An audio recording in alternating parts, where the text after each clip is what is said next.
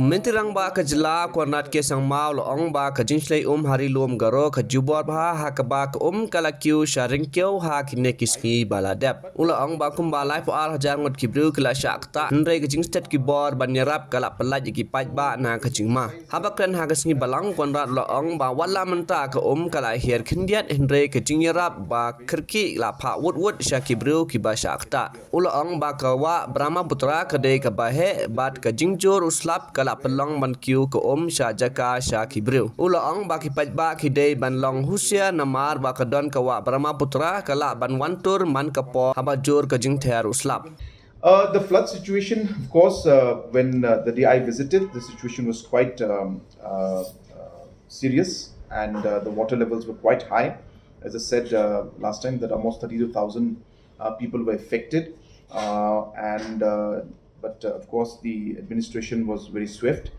You are aware that we had already anticipated this kind of situation, and so we had made arrangements in terms of relief material and manpower and different kind of things that need to be provided. Of course, this is a large exercise, so there could be small issues that could have come up here and there, but at large, we were able to more or less give relief to majority and large number of individuals, and almost everybody was covered.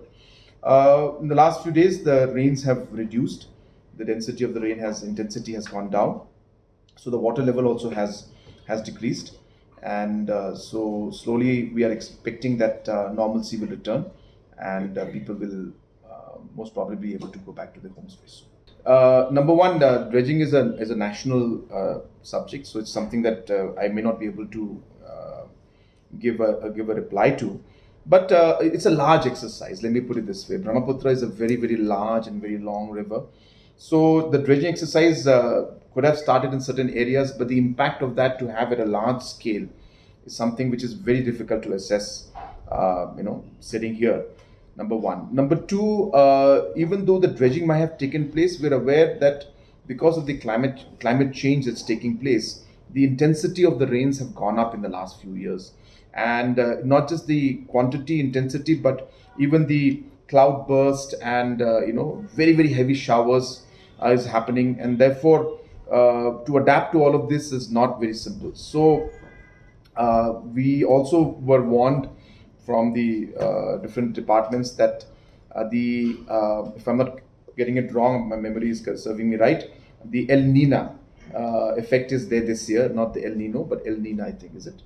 So the El Nina effect is there. So I do, excuse myself if I'm wrong in the pronunciation.